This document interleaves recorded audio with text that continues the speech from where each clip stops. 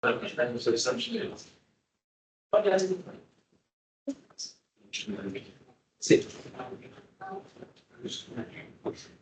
Alors, on demande de vous lever debout pendant la réflexion.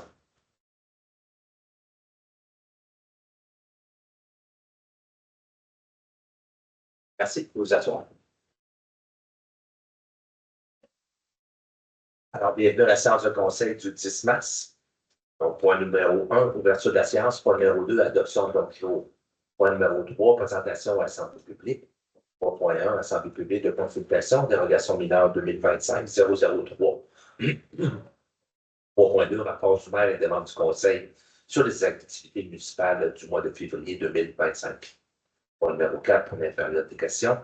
Point numéro 5, administration, aucun point. Point numéro 6, législation de greffe. 6.1, acceptation des procès-verbaux des séances ordinaires du conseil tenues les 10 et 24 février dernier. Point numéro 7, gestion contractuelle. 7.1, mandat du service professionnel d'ingénierie relative à la surveillance des travaux de toiture du futur bâtiment de traitement des eaux usées. 7.2, mandat d'accompagnement pour la réalisation de l'exercice de réactivité salariale à l'Union des municipalités du Québec. 7.3, octroi de contrat des travaux de réfection complète des infrastructures municipales de l'avenue des Lignes et de la rue Papillon. Numéro 8, organisme et développement économique. 8.1, autorisation de dérogation mineure 2025-003, intersection des avenues Veillette et Lambert avec les rues Quentin et Lefebvre. 8.2, PIA Vieux de Nicolas. Rénovation extérieure du bâtiment principal situé au 152 rue Notre-Dame. 8.3, PIA Quartier des Anglais. Autorisation de changement de fenêtre et une porte sur le bâtiment principal situé au 121 boulevard Saint-Laurent. 8.4, approbation de plan de lotissement pour le prolongement de l'avenue Veillette dans le cadre du développement Aube sur le fleuve. Point numéro 9, ressources humaines. 9.1, embauche d'un chef aux opérations au service d'incendie. 10. Point numéro 10, autres sujets. 10.1, participation au grand bal de la Fondation Santé Portneuf. 10.2, aide financière au Centre Femmes de Portneuf pour l'organisation d'un souper spectacle et conférence dans le cadre de la Journée internationale des droits des femmes 2025. 10.3, aide financière au comité des loisirs du CHSLD de Donnacona pour le soutien au financement des activités pour les résidents. 10.4, aide financière aux organisatrices du souper de filles 2025. 10.5, aide financière au comité de jumelage de Donnacona-Jarnac. Point numéro 11, deuxième période de questions. Point numéro 12, affaires nouvelles. Non, je n'ai pas d'affaires nouvelles de mon côté, mais c'est vrai. Non, j'en ai pas de mon côté. Non. Non, oui, en fait. Alors, point numéro 13, dépôt de document. 13.1, liste de correspondance de février 2025. 13.2, dépôt de la liste des corrections des deux boursiers pour février 2025. Et point numéro 14, pour le lever de la séance.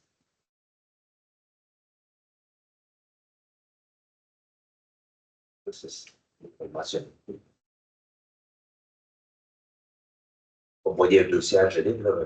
Madame Pichette est absente ce soir et M. Bellemare est présent en ligne en vidéoconférence. Alors, point numéro 1, ouverture de la séance, je vous donne une proposante. Je propose.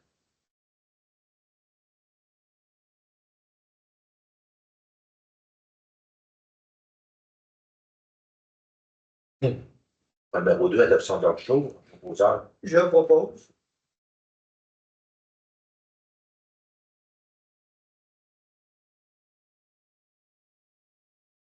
Point numéro 3, présentation à l'Assemblée publique.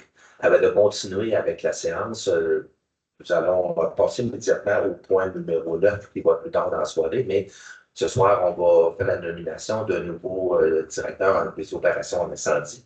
Alors, je demanderai à M. Philippe Benoît s'il vous plaît s'approcher.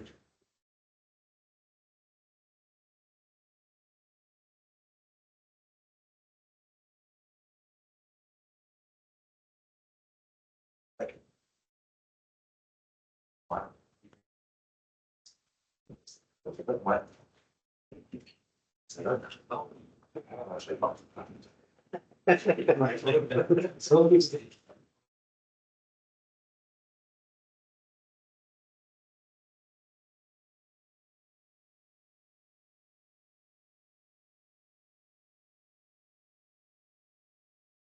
J'ai félicité M. Benoît pour sa nouvelle nomination. C'est un nouveau poste qui est créé ici au niveau de service d'incendie.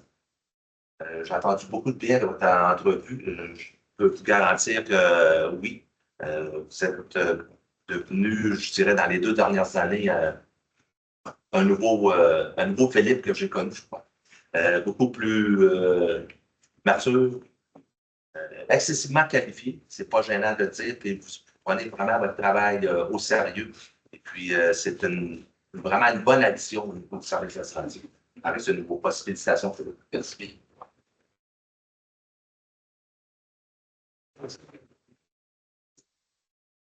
Il n'y avait plus rester. Il n'y plus rester là. On va en prendre 2. C'est bon. Il peut venir prendre la photo.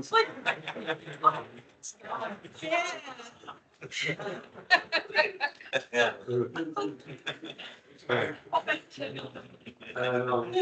Merci. Oui. Merci.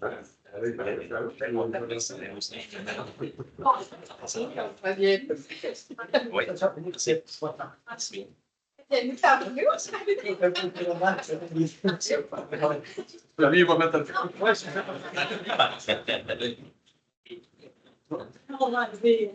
Oh, c'est pas ton famille. Oui. Il est plus jeune, ouais, c'est ça. Mais là, dans tes mains. Ah, super, Philippe. C'est cool. C'est encore le fun de faire une belle photo. Aïe. On va se faire l'observation. Parfait. Il est passant. Merci.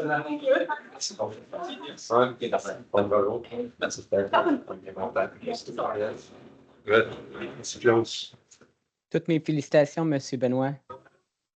Oh, on a entendu Francis, Philippe. On a entendu M. Bellemare, je ne sais pas si tu l'as entendu, je félicitais, oui, c'est ça. Merci. C'est tout.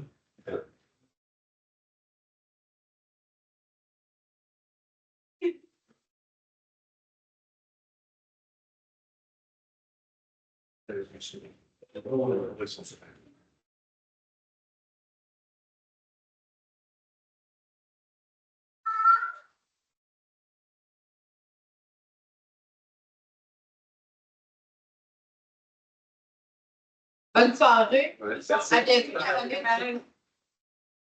Bye, mademoiselle.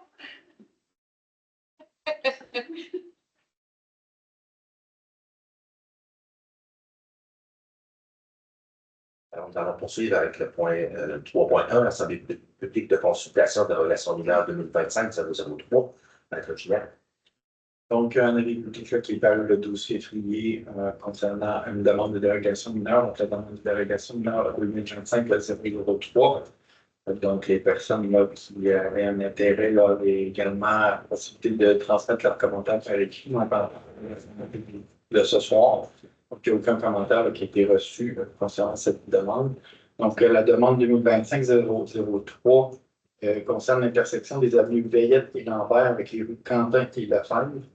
C'est une demande qui a été formulée afin d'établir le projet de lotissement nécessaire à la réalisation des prochaines phases du développement résidentiel haut sur le fleuve et que ce dernier donc contient des sections de rues non conformes sur les intersections des avenues Veillette et Lambert avec les rues Quentin et Lefebvre. Donc, la demande de 2025-003 pour lui d'autoriser un projet de lotissement contenant les éléments dérogatoires suivants.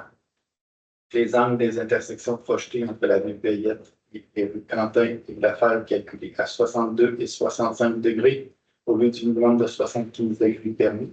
Et les angles d'approche des 30 premiers mètres des intersections entre les avenues Lambert et Veillette sur aux 4 intersections de l'avenue Quentin et de l'avenue Lefebvre ne sont pas rectilignes.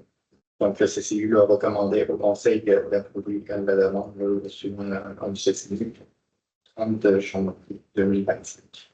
Donc, est-ce qu'il y a des gens qui souhaitent intervenir concernant la demande de dérogation mineure 2025-003? Ça complète donc le sujet plus. Alors, 3.2, rapport du maire et des membres du conseil sur les activités municipales pour le mois de février. Alors, de mon côté, le 4 février, j'ai participé à une visite VIP, si je pourrais dire, du côté du Parlement, accompagné de notre député, M. Vincent Caron. Il nous a fait visiter un petit peu plus la partie que les touristes ne voient pas, autrement dit, la partie arrière du côté du Parlement. C'était très intéressant.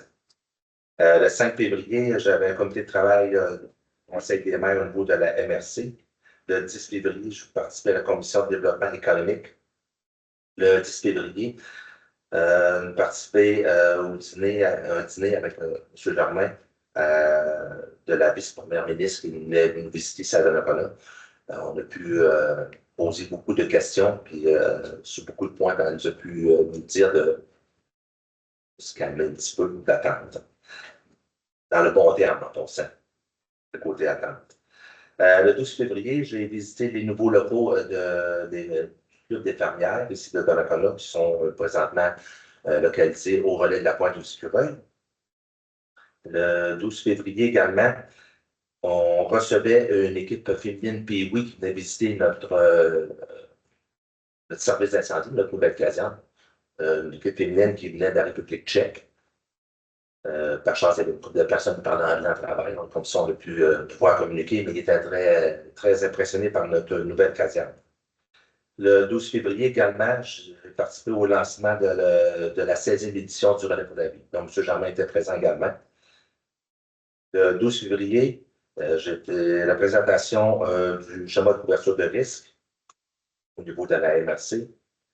Le 16 février, moi, M. Germain s'est déplacé à Thetford pour participer au funérailles de la mère de Mme Blake, qui est ici présente ce soir.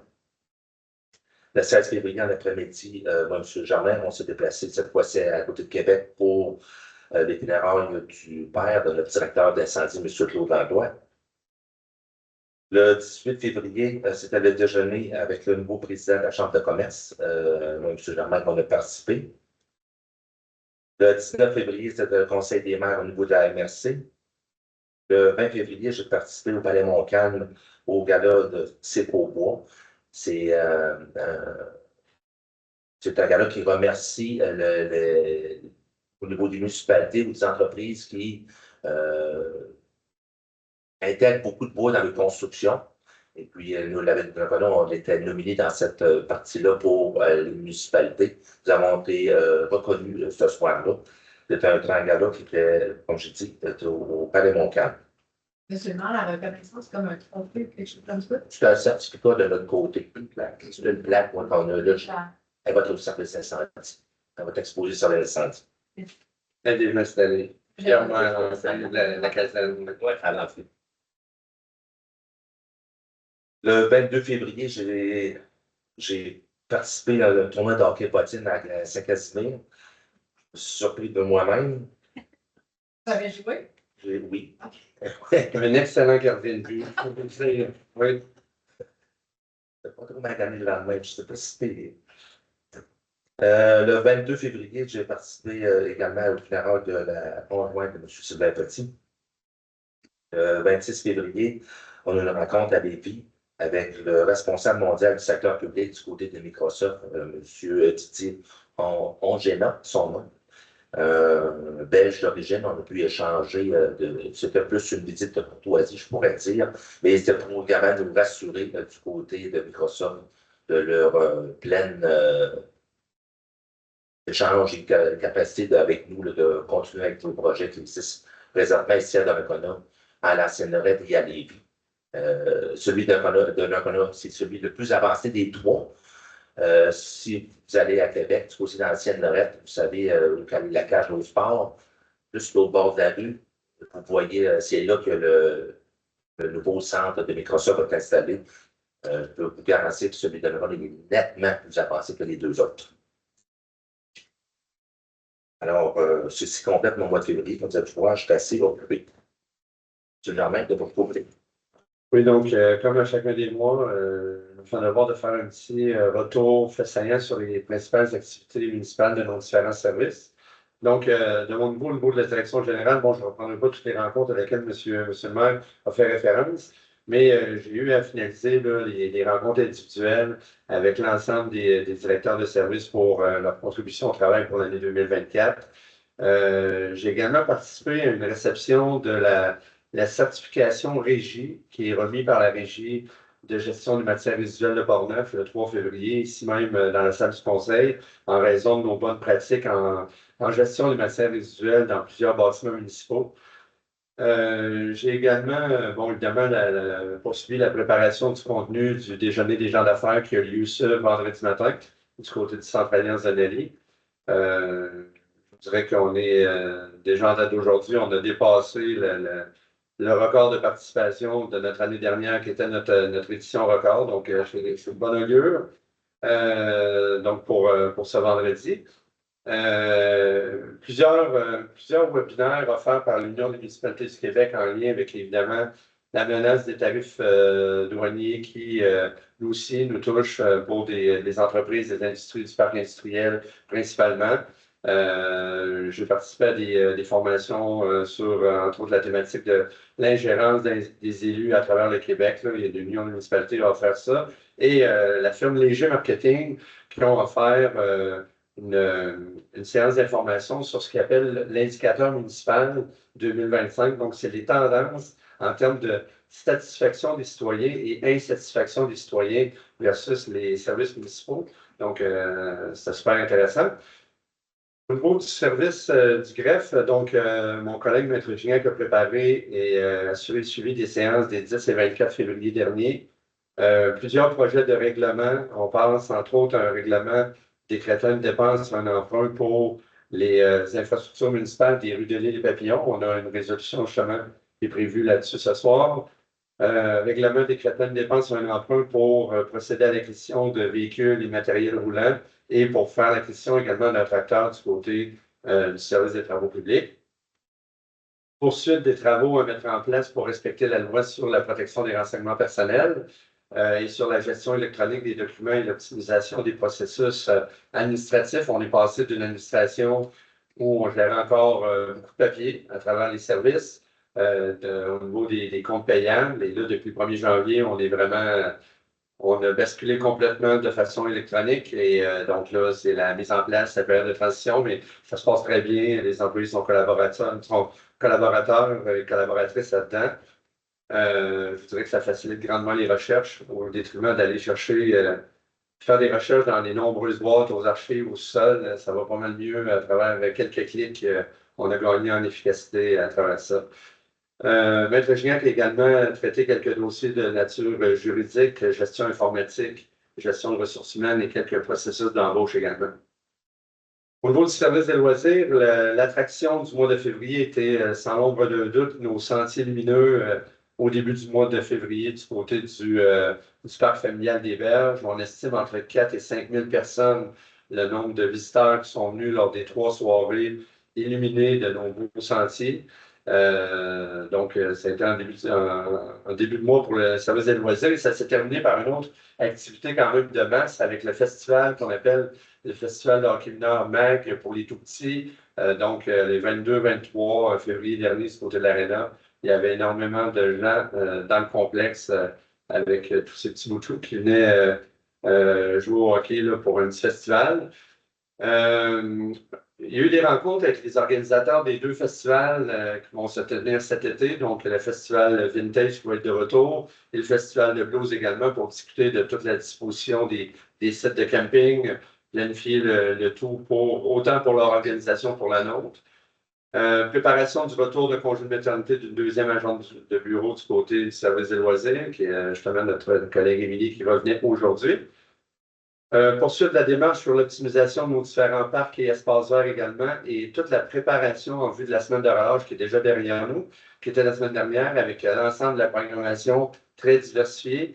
J'ai eu l'occasion d'aller vendredi après-midi juste aller voir le beach party qui est au centre aquatique. Je n'avais entendu parler depuis longtemps, mais là, c'est la première fois que je le voyais pendant la semaine de relâche. Il y était près de 180 personnes dans nos bassins. C'était incroyable l'ambiance qu'il y avait là. C'était vraiment plaisant de voir ça. Les loisirs également préparent la 10e édition de la Côte du Mer. On est rendu 628 inscriptions en date d'aujourd'hui. Il y a la préparation du camp de jour qui s'en vient quand même à grands pas également. Je vous dirais qu'au niveau, je termine avec la bibliothèque municipale qui, uniquement en février, a eu 2169 prêts de livres par 638 utilisateurs différents. Donc, notre bibliothèque est en constante popularité. Au niveau de la cour municipale, c'est 135 constats qui ont été saisis au mois de février. Il y a eu 2 séances de cour municipale en février qui a totalisé 61 dossiers qui ont été traités par le juge. 46% des constats qui ont été émis en février étaient pour touchant la circulation, 14% touchant la vitesse et 32% touchant les stationnements. Au niveau de l'administration, poursuite de l'installation des outils pour ce que je vous parlais tantôt, l'optimisation de nos processus administratifs, mais il y avait également toute la préparation de notre dossier de vérification pour les auditeurs de la Société de comptables Mallette qui viennent nous voir à chaque année. Donc, ils sont passés justement la semaine dernière, ça s'est très bien passé. On est en attente des chiffres finaux de ce côté-là. Il y a eu la rédaction de plusieurs redditions de comptes pour de nombreuses aides financières qu'on a reçues dans les dernières années. Donc, Mme No, avec son service de l'administration, a travaillé là-dessus et il y a eu la mise à jour de tous les projets d'investissement également de la ville. Au niveau du service de l'urbanisme, on est rendu à un total de 22 permis de tout genre qui ont été émis, donc depuis le début de l'année. Et là-dessus, il y a 4 nouveaux bâtiments principaux. C'est une valeur totale sur les permis de 1 672 000 $ depuis le 1er janvier. Suivi de plusieurs projets résidentiels, commerciaux, industriels également. Quelques annonces qui ont lieu justement cette semaine avec le déjeuner des gens d'affaires. On parle de nouveaux commerces sur le boulevard des Écureuils. Évidemment, le dossier de Microsoft, la dynamisation du vieux Donnacona, les phases à venir du développement résidentiel de Haut-sur-le-Fleuve, le site de l'ancienne usine de porte-papier également, pour lequel la compagnie s'est mobilisée à l'automne et vont poursuivre les travaux de décontamination à compter de la fin avril. Les réflexions des rues à venir.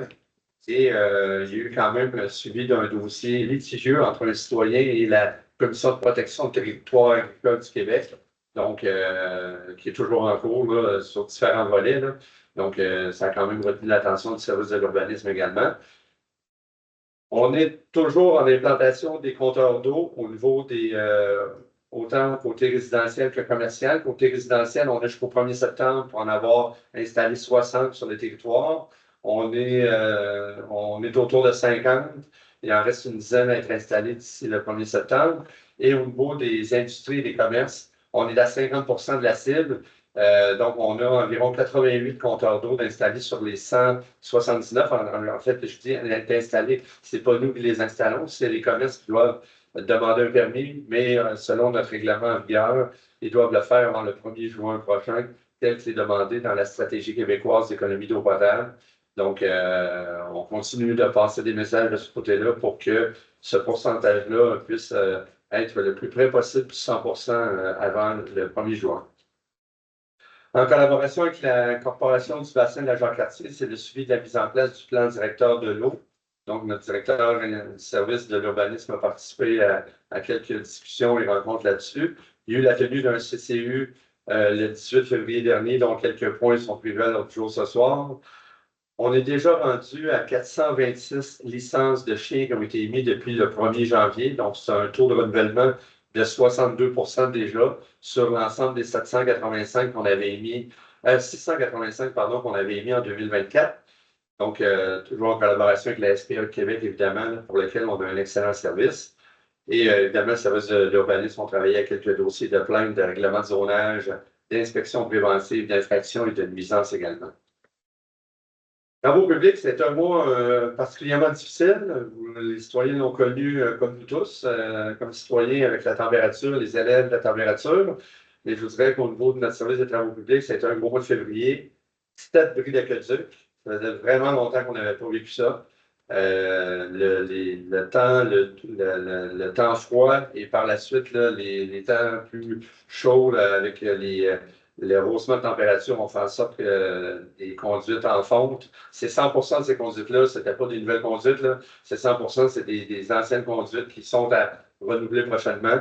Mais on en a compté 7 uniquement en février. 2 tempêtes qui ont porté près de 70 cm en moins d'une semaine. Donc, principalement, en février, ça a été des opérations de grattage, transport de neige et réparation des brûlés aqueducs, entremêlés de quelques bruits mécaniques importants sur particulièrement nos souffleurs. Donc, tout est arrivé un peu en même temps.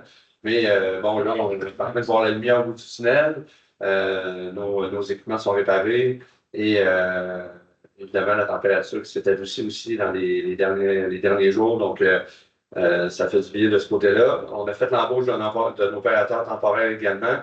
Et qui dit fin, en tout cas, on approche de la fin du déneigement, mais ça dit début de réparation des nombreux nids de poules qui apparaissent pendant malade dans ces températures-là. Donc, nos équipes ont commencé également la réparation de certaines ornières à des endroits stratégiques dans la ville.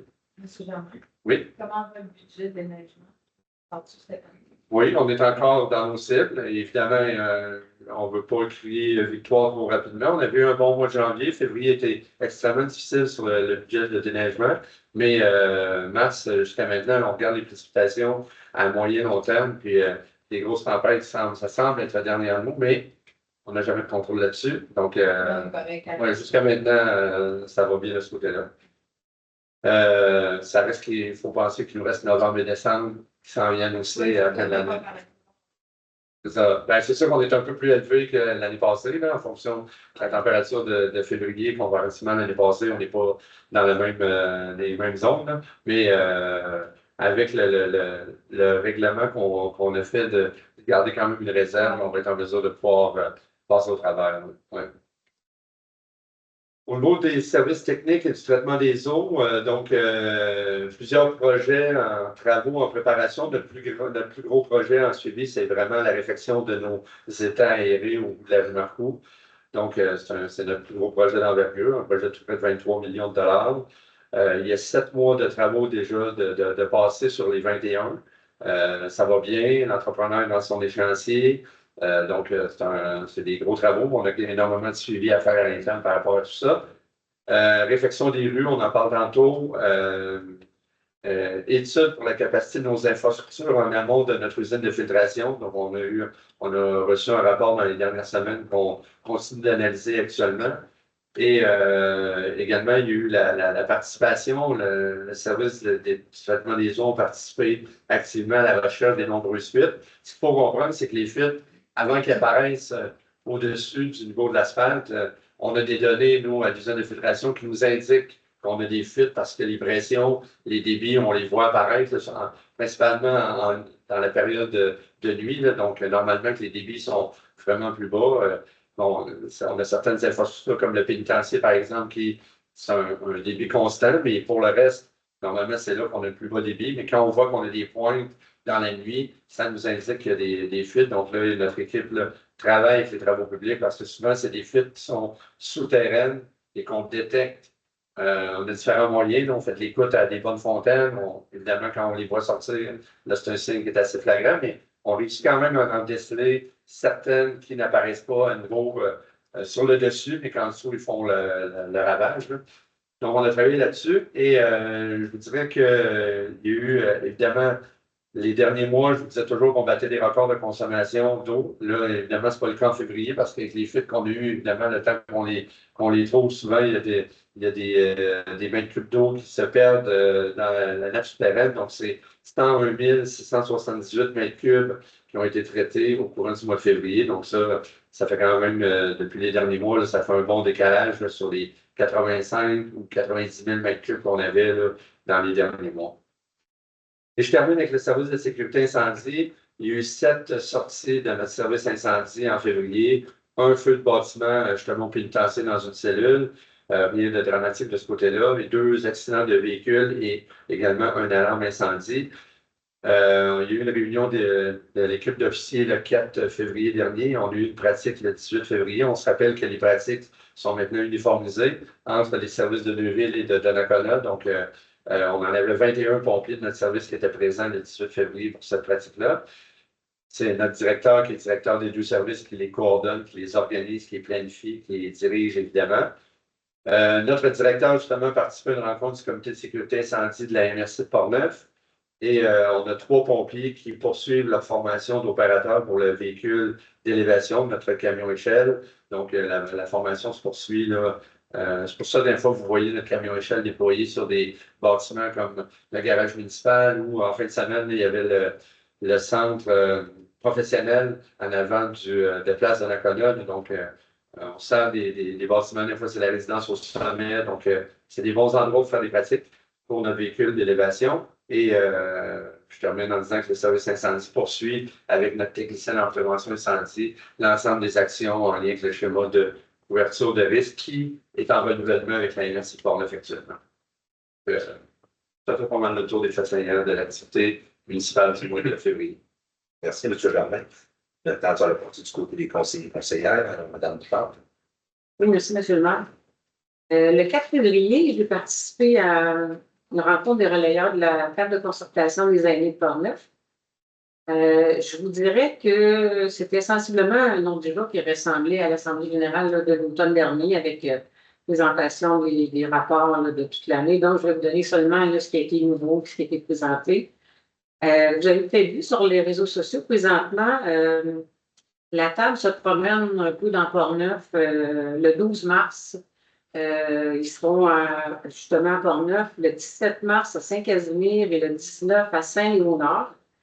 Le but, c'est de faire une réflexion sur les besoins et les services qui sont offerts aux aînés dans Portneuf, de colliger ces informations-là et d'en venir à un plan d'action pour une nouvelle approche là, sur les besoins et les services qui sont présentement là, sur le terrain de la MRC.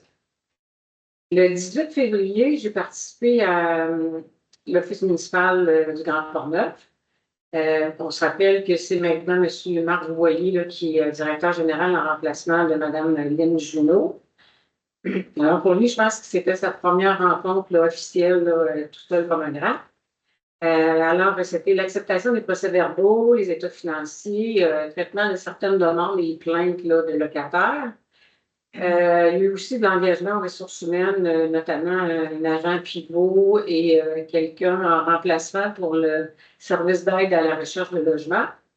On nous a présenté aussi une nouvelle maquette parce qu'il y a un site web, le site web il est en refonte présentement, il est en développement.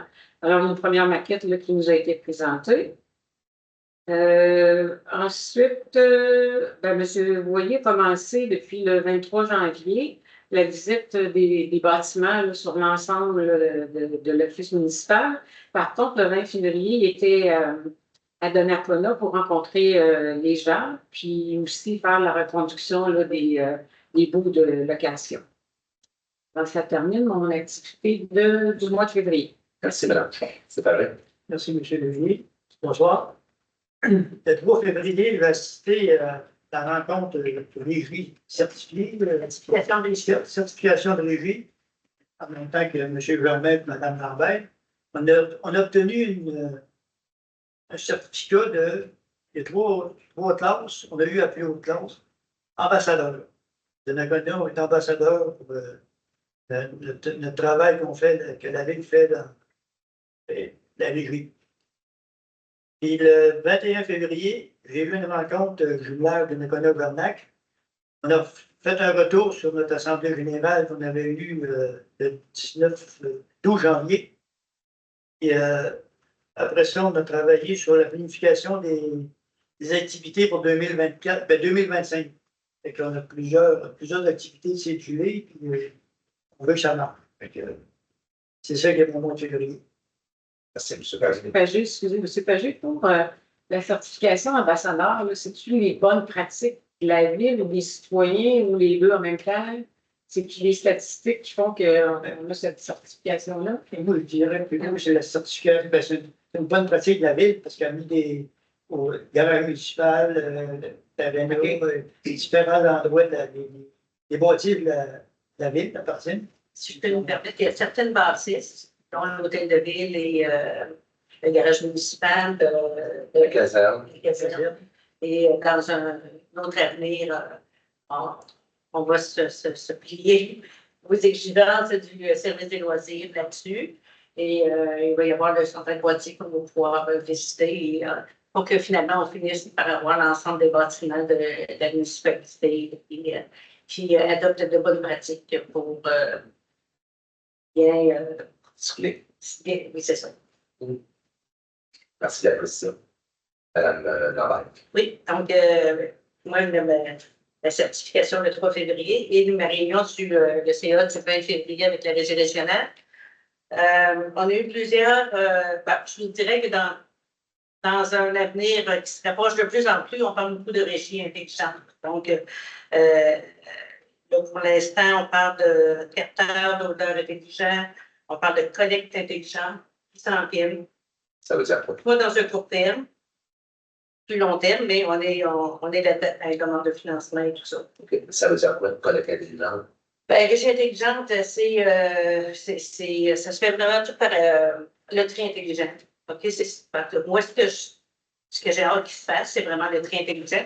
Le tri intelligent, c'est qu'il va y avoir, encore moi, que ça changerait, c'est des puces qu'il y a sur chaque bac. Oh yes, enfin. Dans aux maisons. Et les puces vont peser. Ça va peser, ça va donner une idée de ce qu'il y a dans les bacs. Ça va peser et ça va être finalement chargé pour être mieux distribué là-bas, j'imagine. À la Mieux maison. distribué, mais aussi pour financièrement être plus clairvoyant avec les citoyens. Fait que, par exemple, ça serait sur le bac de vidange, je comprends. Admettons, bac de vidange, mais c'est sûr que tout ce qui est recyclage aussi, là, ça va. Ça va être quand, ça? Comme je vous dis, c'est pas dans un projet à venir. On est là-dedans. Mais on en parle de plus en plus. Je vous en avais parlé il y a quelques mois, et ça commençait. Et là, on est vraiment là-dedans. Mais c'est parce que ça coûte très cher de mettre ce procédé-là.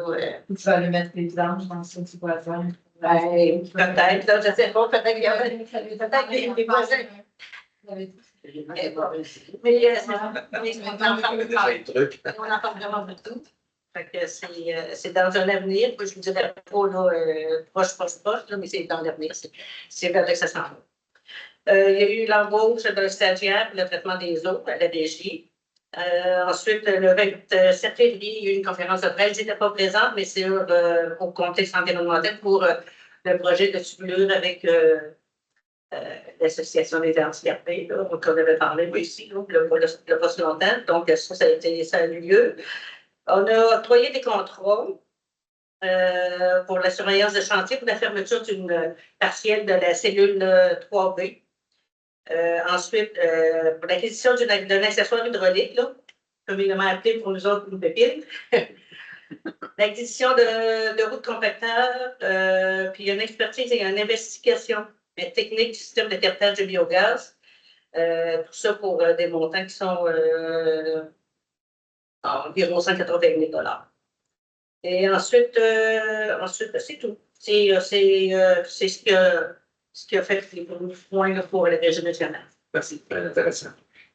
Alors, nous allons aller en ligne avec M. Bellemare. Merci, M. le maire. Bonsoir tout le monde. De mon côté, le 3 février, j'ai assisté à la rencontre des officiers et du service de sécurité incendie. Rien à signaler à part leur engagement professionnel comme à toutes les fois. Après ça, le 19 février, j'ai assisté à l'entrevue de M. Philippe Benoît qui a obtenu le poste qu'on a discuté tantôt. Et franchement, c'était une excellente entrevue de sa part. C'est pleinement mérité cet honneur-là de lui octroyer cet emploi. Et le 19 février également, j'ai participé au CA de la PHP, l'Association des personnes handicapées de Portneuf. Et justement, on nous avait prévenu de la conférence de presse du 27 février auquel Mme Lambert faisait référence. Puis, ça a été ça mon mois de février à moi. Merci. Merci, M. Bellemare. Alors, Mme Blais. Oui, merci. Alors, moi, je me suis inscrite au parcours de formation d'Uvanos, qui va commencer bientôt. Ce que j'ai fait récemment, ça va me servir dans mes dossiers d'aménagement du territoire. le comité consultatif d'urbanisme aussi. Il y a le comité en vert, donc c'est un parcours de 6 formations qui va nous donner les données scientifiques les plus à jour au niveau des changements climatiques, et voir la modélisation, beaucoup de sciences, l'appréciation des risques, des marges d'adaptation. Donc voilà, je vais en faire part à mes collègues qui sont concernés par les dossiers de l'environnement. Puis également, côté optique, vous vous rappelez les structures qu'il y a devant le Jean Couché. Alors cette année, on change 6 photos. Le jury va se rencontrer très prochainement pour faire le choix des photos. On en a reçu quand même pas une centaine, mais on se rapproche pour une deuxième édition. C'est excellent. Les jurés, c'est encore les mêmes membres là, de la ville, Benoît Fillon. Il y a Valérie Vallière aux communications, il y a encore Geneviève Leclerc et les suivants. Voilà. Merci, madame. Yes.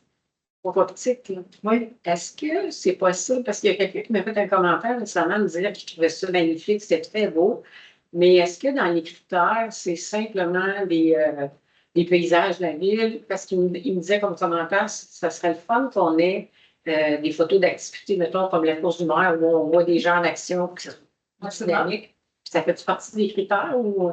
C'est des photos représentatives de la ville. OK. Donc, ça peut être n'importe quel au début, à la première édition.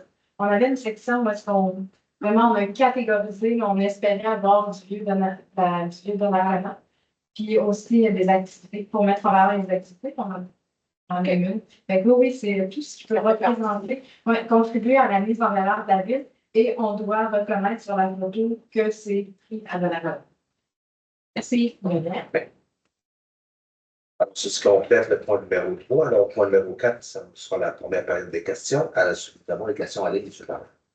Donc, comme à l'habitude, les gars, jusqu'à 15h cet après-midi pour nous envoyer des questions avec notre adresse électronique dédiée. On en a reçu aucune pour l'autre jour de ce soir. Merci. Est-ce qu'il y a des questions de la salle? Oui. Bonsoir. Mon nom est Denis Pichard. Je viens vous rencontrer là, ce soir à titre de président du conseil d'administration du Halo en lien avec le point 8.2 que vous avez décidé. J'ai préparé un petit document qui Merci. va être complémentaire au document qui a été présenté par le CCI. Je tiens à préciser que je suis également membre du CCI. Je suis accompagné de M. Robert Légaré, qui est membre du conseil d'administration du Halo et qui travaille avec moi sur les immobilisations du Halo. Je tiens à préciser que pour le bâtiment 152, là, les travaux qui ont été faits pour la première fois, la rénovation des fenêtres, moi, je n'étais pas au conseil d'administration du Halo, je ne siégeais pas également au CCU à ce moment-là. Alors, l'origine, c'est qu'on a représenté un dossier au CCU qui visait l'ensemble des travaux à faire, à réaliser à l'édifice 852 Notre-Dame, qu'on appelle l'ICA. Alors, ce qu'il reste à faire, c'est le remplacement des fenêtres restantes, une proposition de remplacement de l'escalier métallique au deuxième étage, une proposition de remplacement du revêtement extérieur de l'arrière du bâtiment et les travaux restants complétés à la façade du bâtiment. Et il faut refaire également la galerie du deuxième étage à la façade. Suite à la première présentation du dossier au CCU, M. Benoît Fillon m'a fait part de recommandations à ce moment-là des membres du CCU. Les 3 premiers points ont été, je pense, ont eu une acceptation favorable. Il s'agit du remplacement des fenêtres restantes, la proposition de remplacement de l'escalier métallique et le revêtement à l'extérieur. Où il y a eu un problème, c'est sur le revêtement de la façade.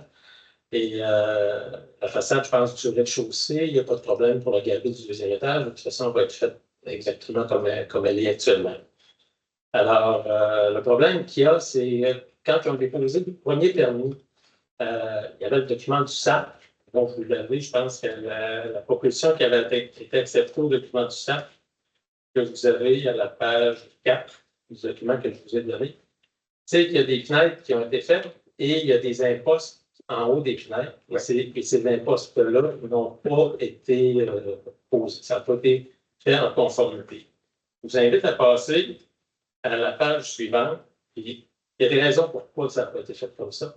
En relevant le dossier, ce qu'on s'est aperçu, c'est que l'entrepreneur qui a fait des travaux qui étaient carrément réglés.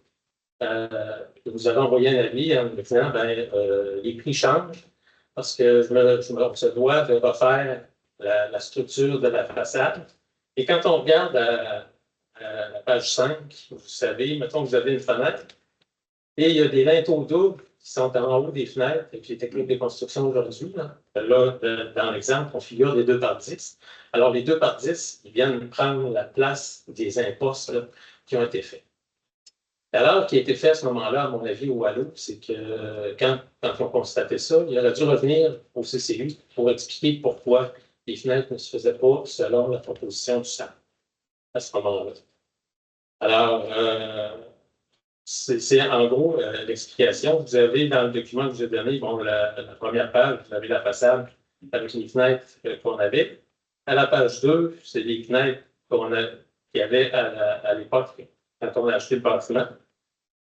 La page 3, vous avez les fenêtres qui sont là. La fenêtre, la photo a été prise tout récemment avec la neige. Vous voyez dans le coin gauche, vous avez le niveau antérieur. Là, les fenêtres venaient aussi bas que ça. Fait que les fenêtres ont été remontées pour éviter qu'il y ait de la neige. Aussi, le bâtiment, on change de vocation. C'est pas un magasin, c'est un centre. C'est un centre de jeunes pour les 50 ans et plus. Là. Mais on change de vocation. Alors, les alcôves viennent des lieux de vie, des lieux d'exposition, des choses, mais il y a des gens à l'intérieur. On ne trouve pas de la marchandise. Ensuite de ça, bon, à la page 6, c'était la deuxième. Quand j'ai fait la première proposition, quand il y a eu Benoît Fillon m'a dit ça passe, il y a un problème au niveau, il n'y a pas de recommandation de la ligne au niveau de la façade en lien avec ça. Je comprends très bien. Là, quand ils ont déposé avec les croquis du document du SAP, puis ça a été fait en conséquence. Alors, c'est pour ça qu'à ce moment-là, j'avais demandé le retrait de ce point-là au Conseil de ville antérieur, là, parce qu'on a fait une deuxième proposition en essayant de corriger la situation que vous avez à la page 6. Alors, à la page 6, c'est qu'au lieu d'avoir des impostes vitrés, on va faire des caissons à la place, parce qu'en arrière de ça, c'est du bois, là, les linteaux qu'on a en haut. Alors, je pense que cette proposition-là, en vertu de la situation actuelle, pas si mal, puis ça va se comparer très avantageusement à d'autres bâtiments dans la ville, à ce niveau-là. On va regarder aussi, je profite de la situation pour vous dire un peu, là, vous avez à cœur la revitalisation du centre-ville de Donnacona. Et aussi, vous parlez un petit peu de finance, c'est qu'on a acheté le bâtiment, nous, on a payé ça 112 000 $. On a changé les fenêtres avec les fenêtres actuelles et quelques-unes sur le côté, ça nous a coûté 42 000 $. On a renforcé la structure du bâtiment, on est obligé de mettre des poutres d'acier, colonnes jusqu'au sous-sol, au plus de 41 000 $. On a ajouté un nombre de personnes, 67 400 $. On a divers travaux pour 18 000 $. Actuellement, on est vendu à 280 400 $ pour le bâtiment 152 Notre-Dame.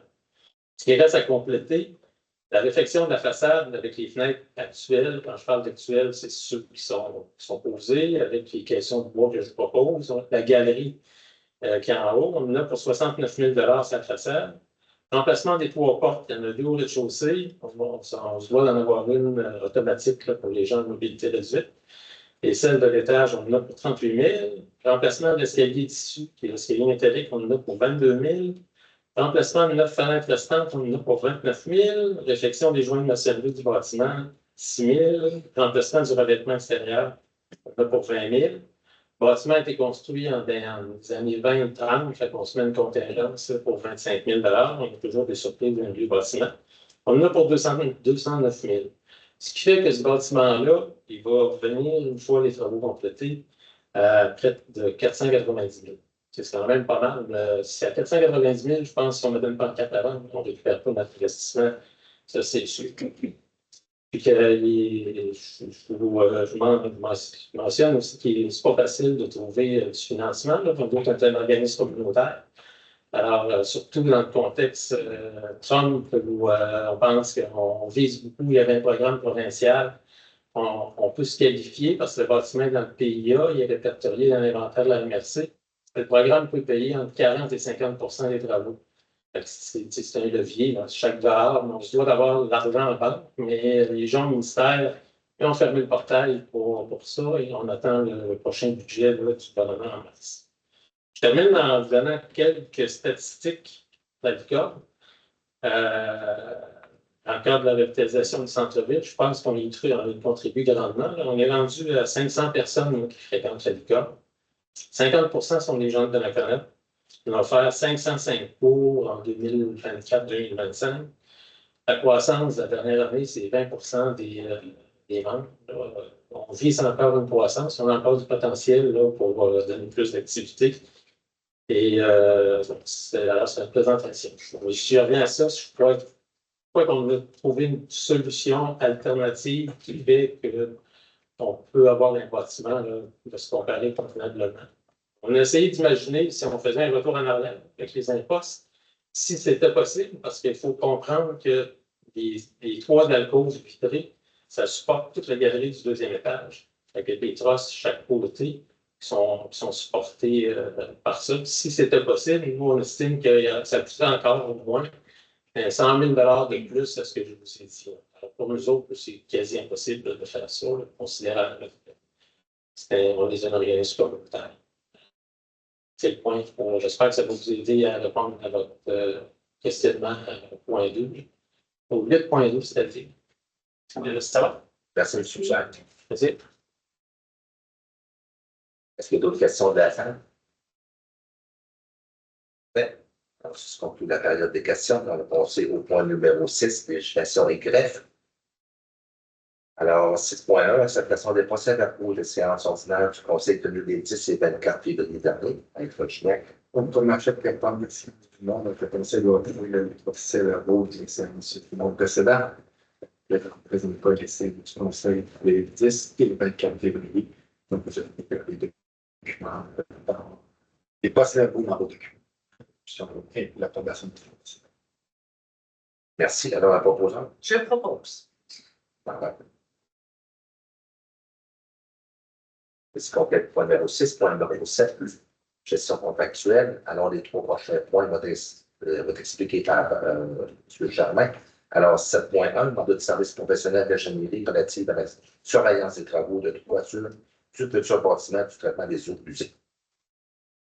Merci, M. le maire. Donc, considérant le projet de contrôle des ouvrages de surveillance et la réduction des débordements phase 1, considérant qu'il est nécessaire d'obtenir un mandat de service professionnel d'ingénierie pour procéder à la surveillance des travaux de toiture, parapet, de l'enveloppe du futur bâtiment de traitement des eaux usées. C'est un projet qui est prévu au budget des immobilisations pour l'année 2025. On a reçu une offre de l'entreprise Artelia Canada Incorporée. Et en vertu du règlement V578 sur la gestion contractuelle, la Ville peut conclure un contrat de gré à gré. Donc, le but de la résolution de ce soir est d'octroyer le mandat de service professionnel d'ingénierie pour la surveillance de ces travaux à l'entreprise Artelia Canada pour la somme de 41 435,15 incluant les taxes, et d'autoriser la dépense du même montant du poste budgétaire du Fonds général. Merci. Alors, un proposant. Je propose. Je propose. Je propose. C'est vrai. Madame Blais. On l'oublie. André, le prochain, ce Bellemare. Alors, 7.2, mandat d'accompagnement pour la réalisation de l'exercice de relativité salariale de l'Union des municipalités du Québec. Oui, donc en 2025, la Ville, on doit procéder à l'exercice de maintien de la relativité salariale qu'on doit faire à tous les 5 ans. La dernière fois, on l'avait fait en 2021, en raison du fait qu'elle était censée se faire en 2020. Une situation qu'on appelle pandémie est arrivée et ça a retardé un peu toutes les discussions qui devaient avoir lieu en 2020. Donc, on l'avait complété en 2021. Donc, notre obligation est tout de même en 2025. Et la Ville souhaite s'adjoindre des services professionnels dans le domaine pour être accompagnée dans le cadre du processus parce qu'au-delà de l'activité du maintien, on va revoir également toute la grille d'évaluation de l'ensemble des postes de la Ville. Donc, c'est un mandat un petit peu plus costaud. On a reçu un offre de l'Union des municipalités du Québec qui ont une section qui est spécialisée avec les ressources humaines qui s'appelle le Carrefour du capital humain. Et en vertu du règlement V578, de la gestion contractuelle, la Ville peut conclure un contrat de gré à gré. Donc, le but de la résolution de ce soir est d'octroyer le mandat d'accompagnement pour la réalisation de l'exercice d'équité à l'UMQ pour un montant de 25 000 incluant les taxes. et d'autoriser une dépense de 20 000 à même le poste budgétaire du Fonds général et d'une somme de 5 000 à même le surplus non autrement affecté. Merci. Alors, un proposant? Je propose. Valeur. 50. Alors, 7.3, octroi du contrat de travaux de réfection complète des infrastructures municipales de l'avenue Delisle et Papillon. Oui, donc, considérant qu'on a le projet de la Ville de faire la réfection complète des infrastructures, comme vous venez de mentionner, de ces deux rues, considérant l'adoption par le Conseil le 10 février dernier du règlement V630 qui décrète une dépense et un emprunt pour la réalisation de ces travaux, il y a eu un appel d'offres public qui a été lancé par la Ville pour procéder à la réalisation des travaux et on a reçu ces 5 soumissions pour la réalisation de ces travaux qui se détaillent comme suit. Donc, Charles-Auguste Portier Incorporé pour la somme incluant les taxes. Les montants que je vais donner, c'est toujours incluant les taxes. On parle de 6 985 741,31. Construction Oikos Incorporé, 6 128 052,53. Rochette Excavation Incorporée, 5 360 539,79. TGC Incorporé, 5 130 000 Et finalement, le dernier soumissionnaire, Construction et Pavage Portneuf Incorporé, 4 730 150,85. Donc, il y a eu une analyse des soumissions et la recommandation de l'ingénieur du projet d'octroyer le contrat au plus bas soumissionnaire conforme, qui est l'entreprise Construction et Pavage Portneuf Incorporé, qui est le plus bas soumissionnaire conforme. Donc, le but de la résolution de ce soir est d'octroyer le contrat de réfection complète des infrastructures des avenues Delisle et Papillon à Construction et Pavage Portneuf Incorporé au montant de 4 730 150,85. Merci. Alors, un proposant? Je propose. Donc, il y en a qui sont plus agressifs que d'autres. Si on compare pratiquement plus que 2 millions différents entre le premier et le 5. Ah, mais des fois, il y en a qui veulent juste pas le contrat. Puis, Oui, c'est plus 2 millions différents entre le premier et le 5. Je me transporte. Alors, c'est ce complète les points numéro 7, point numéro 8, organisme de développement économique. Alors, 8.1, autorisation d'évaluation mineure 2025-003. L'intersection des avenues Veillette et Lambert avec les rues Quentin et Lefebvre. Alors, suite à la santé publique tenue. Et puis, l'explication de Maître Gignac, on n'ira pas plus en détail. Alors, je vais demander tout de suite un proposeur pour cette résolution. Je propose. C'est âgé. Quelqu'un compte. Alors, 8.2. Il y a lieu de reconnaître rénovation extérieure du bâtiment principal situé au 152 rue Notre-Dame. Alors, concernant la demande de permis numéro 2025-014 qui a été déposée à la Ville et concernant que la demande vise à autoriser certaines modifications aux travaux précédemment autorisés sous le permis numéro 2022-0040, soit de diverses rénovations extérieures sur le bâtiment principal, dont le remplacement du revêtement extérieur d'un escalier et ainsi que des portes et fenêtres. Considérant que l'immeuble faisant partie. La présente demande est située dans la zone CB4 et concernant que l'immeuble faisant l'objet de la présente demande a été répertorié dans la base de données patrimoniale réalisée par la MRC de Portneuf et considérant que certains travaux autorisés précédemment sous le permis numéro 2022-0040 n'ont pas été exécutés conformément aux autorisations reçues et que des changements architecturaux et esthétiques et contraires aux recommandations émises par le SAP et le conseil municipal ont déjà réalisé sur la façade principale de ce bâtiment sans avoir été soumis aux modifications du projet au CCU pour obtenir l'approbation éventuelle du conseil. Et considérant que les membres du CCU ont jugé initialement le projet présenté n'est pas entièrement conforme aux objectifs. Considérant que le CCU recommande initialement au conseil d'approuver partiellement la demande comme l'énonce le procès-verbal du 30 janvier dernier. Considérant que le CCU recommande initialement au conseil de demander aux requérants que les impostes prévus initialement au-dessus des fenêtres et portes soient conservés d'une proportion amendée, pas soumis au CCU pour retrouver des grandes fenêtres qui caractérisent le style et l'harmonie du bâtiment, tout en indiquant aux requérants que les modèles de fenêtres en carreaux proposés l'escalier modifié, ainsi que le revêtement de vinyle sur une façade cachée du bâtiment sont reçus favorablement et acceptés. Considérant que le requérant a procédé à des modifications à sa demande, suivant la recommandation du CCU.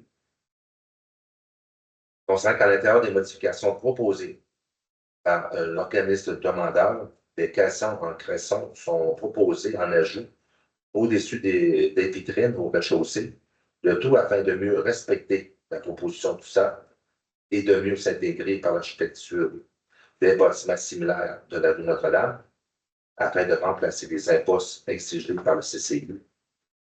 Les conseils du conseil municipal jugent que les modifications apportées à la demande sont acceptables et plus les arguments de M. Bussière ce soir.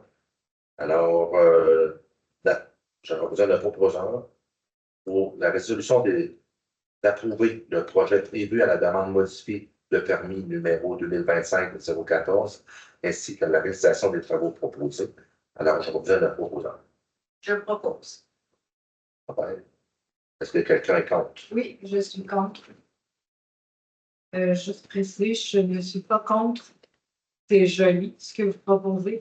C'est d'un point de vue équité envers les autres citoyens qui ont proposé des dossiers qui ont été approuvés par le conseil, mais qui ont fait, par exemple, des modifications sans demander de permis. Donc, ce qui a été fait à l'école, donc c'est pour cette raison-là que je compte, et non pas de point de vue. C'est par équité. C'est accepté à majorité.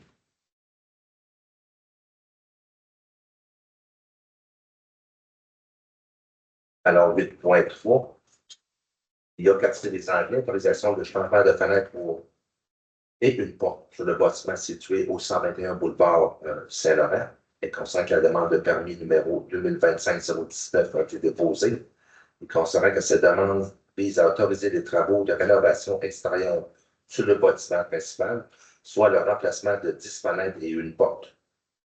Concernant que l'immeuble faisant l'objet de la présente demande est situé dans la zone A1, et concernant que l'immeuble faisant la présente objet de la présente demande a été répertorié par la base de données patrimoniales réalisée par la MRC de Port-Neuf, et considérant que le CCU recommande au Conseil d'approuver la demande, alors la résolution d'approuver le projet présenté dans la demande afin de permettre l'émission du permis numéro 2025-019 et la réalisation des travaux projetés.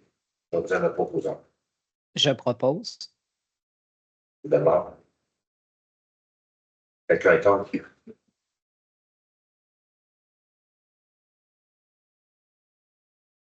.4, approbation du plan de lotissement pour le prolongement de l'avenue Veillette dans le cadre du développement haut sur le fleuve.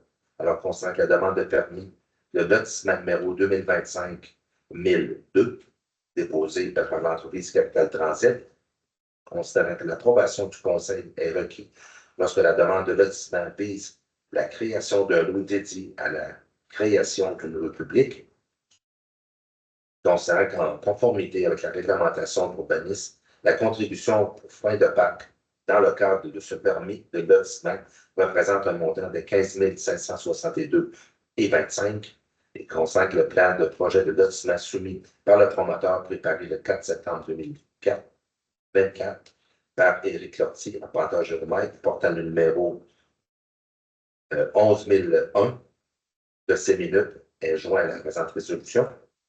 Alors, la résolution est que le conseil municipal de la ville approuve le plan projeté de lotissement pour le prolongement de l'avenue Veillette du développement Aube sur le fleuve, soumis par le promoteur Capital Transit Incorporé et préparé le 4 septembre 2024 par Éric Lortie, apporteur géomètre. J'ai besoin de proposer. Je propose. Quelqu'un est contre? C'est complète. Les points numéro 8, point numéro 9, ressources humaines. Alors, 9.1, embauche de chef des opérations de service de sécurité d'incendie. Oui, donc, comme on l'a fait un peu en début de séance, il était nécessaire de procéder à l'embauche d'un chef aux opérations pour les besoins du service de sécurité incendie. Donc, il y a eu une recommandation déposée par le comité de sélection dont j'ai fait partie en compagnie de M. Claude Langlois, directeur, et M. Francis Bellemare, conseiller. Donc, le but de la résolution de ce soir est officiellement de procéder à l'embauche de M. Philippe Benoît au poste de chef aux opérations du service de sécurité incendie et les conditions de travail sont celles qui sont déterminées par l'entente de travail avec les pompiers de Donnacona et que le contrat de travail à conclure avec les parties. Merci. Alors, je vous la proposante. Je propose. Parce que personne contre. D'ailleurs, le contrat de travail est annexé là, à la résolution là, pour les membres du contrat. Pour ça, c'est complété pour le numéro 9. Pour le numéro 10, autre sujet, alors 10.1, participation au grand bal de la Fondation Santé Portneuf, considérant la tenue le 9 mai prochain du grand bal de la Fondation Santé Portneuf et son souper gastronomique afin d'amasser des fonds pour soutenir le développement des soins à proximité sur le territoire de Portneuf et d'améliorer le milieu de vie. On sent que le conseil municipal juge approprié de participer à cet événement. Alors, la résolution de procéder à l'achat de 2 cartes au coût de 350 chacune pour le grand bal de la Fondation Santé Portneuf le 9 mai prochain et d'autoriser cette dépense en une poste budgétaire. Je vous en propose. Je propose. OK. Quelqu'un contre? Alors, 10.2, aide financière au Centre Femmes Portneuf pour l'organisation du souper spectacle et conférence dans le cadre de la Journée internationale des droits des femmes de 2025.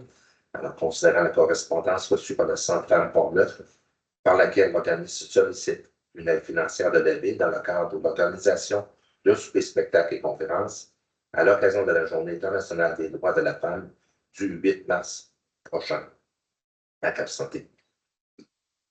Considérant que le conseil municipal juge approprié de verser une aide financière, alors la résolution est de verser une aide financière de 250 au Centre Femmes de Portneuf dans le cadre de l'organisation du souper spectacle et conférence à l'occasion de la Journée internationale des droits de la femme du 8 mars prochain à Cap-Santé et d'autoriser cette dépense à une poste budgétaire.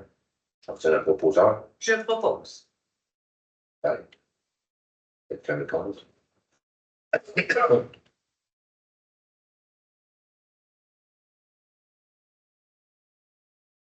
Alors, 10.3, aide financière au comité loisirs CHSLT de Donnacona pour le soutien du financement des activités pour les résidents. Alors, suite à la correspondance reçue du comité des loisirs, par laquelle l'organisme sollicite une aide financière de la Ville pour le soutien du financement des activités pour les résidents. Alors, le conseil municipal juge approprié de verser cette aide financière. La résolution est de verser une aide financière de 300 au comité des loisirs du CHSLD de Donnacona pour le soutien au financement des activités pour les résidents et d'autoriser cette dépense à même le poste budgétaire. Un proposeur. Je propose. M. Bellemare. Quelqu'un contre?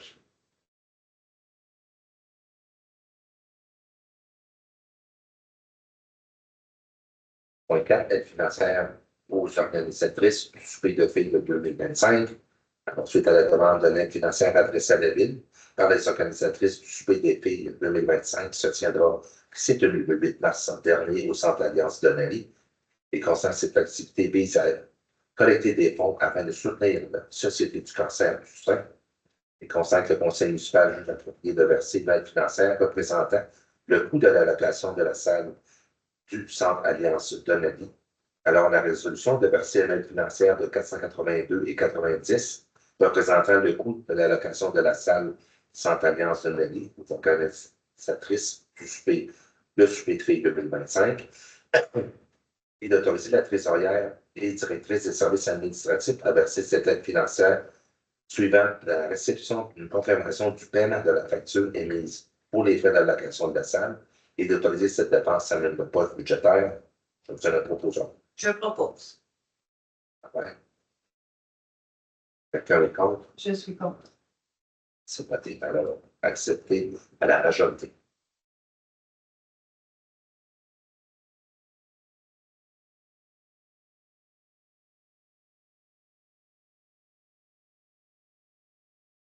Alors, 10.5, aide financière au comité de jumelage de Jarnac. On constate la demande d'aide financière adressée à la Ville par le comité de jumelage de Jarnac pour cette activité. Puis constate le conseil municipal juge approprié de verser cette aide financière. Alors, la résolution de verser une aide financière de 700 au comité de jumelage de la Canada pour ces activités et d'autoriser cette dépense à même le poste budgétaire. Je vous le proposant. Je propose. Quelqu'un contre?